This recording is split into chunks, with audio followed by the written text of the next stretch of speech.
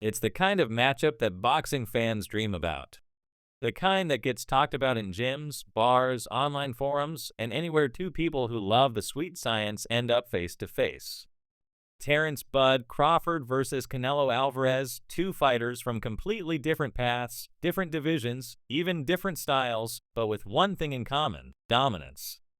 But dominance in boxing isn't permanent, and when two kings clash, only one throne remains. This is the story of how this fight went from a wild fantasy to a potential megabout, and why it could be the most explosive, unpredictable event in modern boxing history.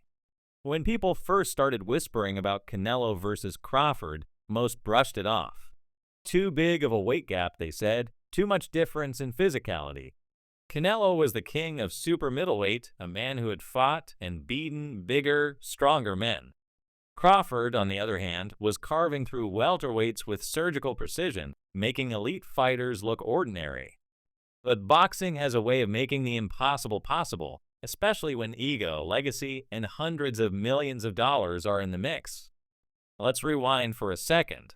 Canelo's career trajectory was like a rocket, from teenage prodigy in Mexico to global superstar, beating the likes of Shane Mosley, Miguel Cotto, and Sergey Kovalev.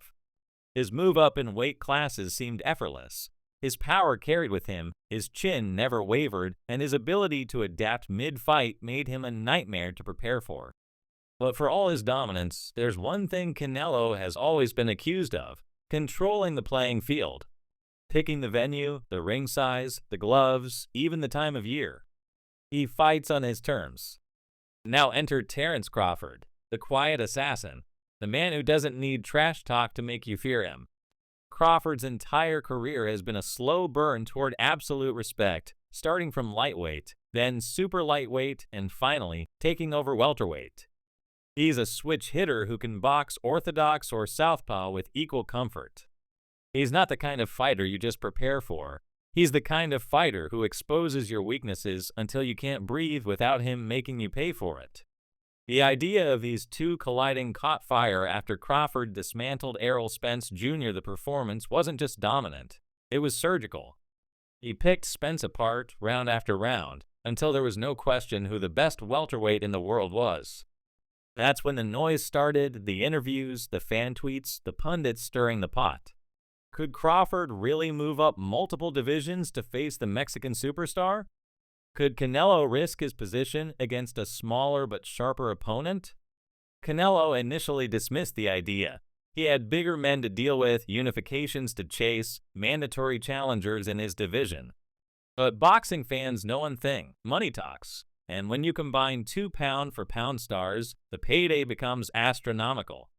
Suddenly, the conversations got serious. Crawford made it clear he was willing to move up, but not just for a payday. For him, it was about cementing his name among the greats, joining the likes of Sugar Ray Leonard and Roberto Duran, who dared to cross divisions in search of greatness.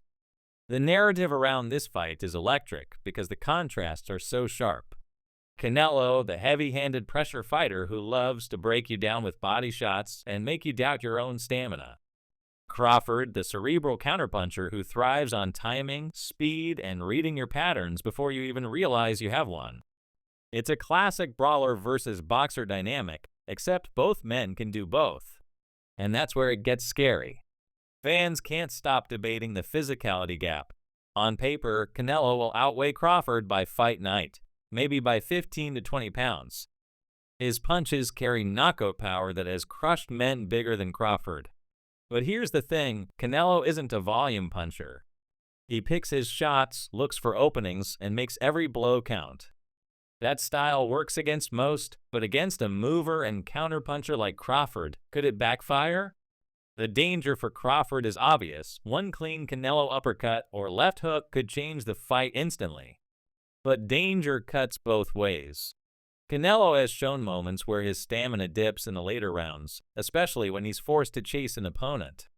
If Crawford can weather the early storm and turn it into a chess match, he could make Canelo look slow, frustrated, and vulnerable. Then there's the psychological game. Crawford's confidence borders on cold-blooded. He doesn't just want to win. He wants to make you feel like you never stood a chance. Canelo, on the other hand, thrives on respect. He hates being underestimated. That's why the pre-fight build-up could be just as fascinating as the fight itself. Will Crawford's calm demeanor get under Canelo's skin? Or will Canelo's dismissive attitude fire Crawford up even more?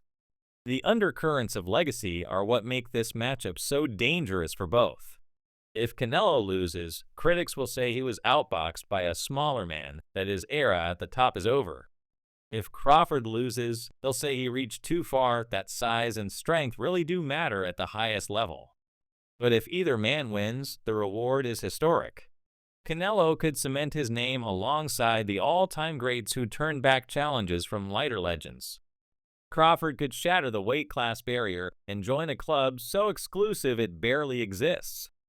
Behind the scenes, negotiations have been anything but simple.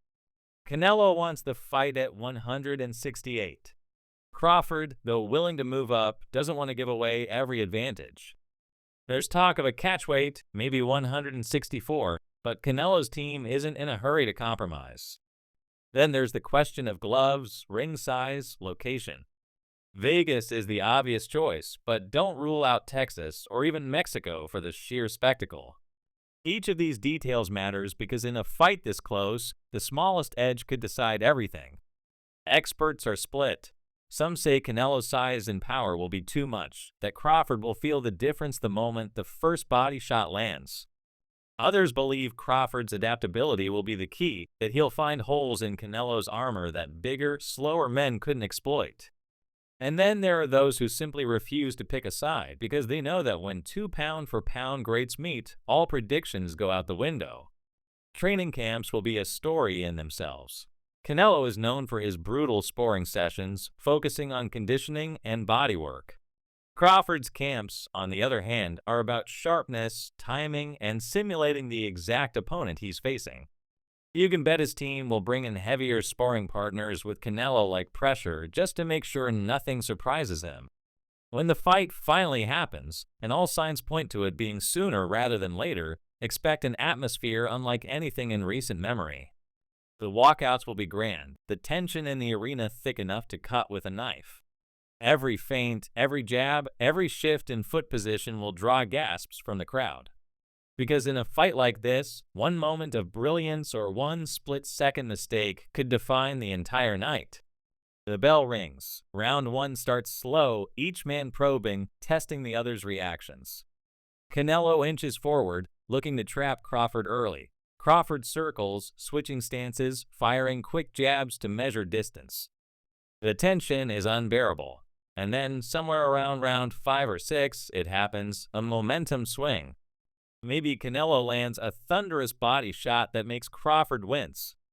Maybe Crawford times a perfect counter right that snaps Canelo's head back. The crowd erupts, sensing a shift in power. From there, it's survival, adjustment, and sheer will. No matter how it ends, whether it's a knockout, a decision, or a controversial scorecard, the fight will be dissected for years. Every round will be replayed, every adjustment analyzed. And for the fighters, win or lose, their careers will never be the same. This is the kind of bout that defines a legacy, that cements or reshapes a reputation forever. And that's why fans can't stop talking about it. Not because it's just another big money fight, but because it's the rare meeting of skill, will, and narrative that makes boxing truly magical. Canelo versus Crawford isn't just about who's stronger, faster, or smarter in the ring.